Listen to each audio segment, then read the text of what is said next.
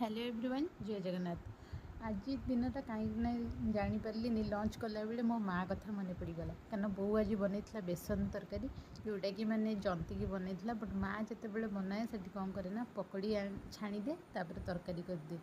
तो सेटा भी बहुत टेस्ट लगे। मो माँ जिते बड़े जोड़ा भी रोसे करे जदि मु थी तो सी पूरा फास्ट तरकारी आसला तो गरम गरम आगे मत गोटे प्लेट रे काढ़ी देव नहीं टे खा भल लगुच क्या मत नर्माली मैंने भेंडी मेंढी तरकारी माँ तो कल के दिन है तथा बहुत समय मो माँ को मन पकाए। एठी आमे खाई सारा लालटू उठी पड़े खोई देकी आमे बाहरी पड़ू नराज मसला बरा खायापी। एठी भी तो कटक पिला तो खाई थे अन्य जो मैंने खाई ना जाइए खाइबे बहुत भीड़ दीर्घ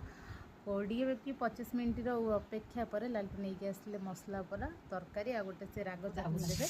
बहुत आम रिटर्न कर रिटर्न कलापर चितौ अमावास्या तो अलरेडी पलैला बट आम चितौ खाई नु तो बो को कही चितौ बनैबू आम खाइबा तो बो बन देती चितौ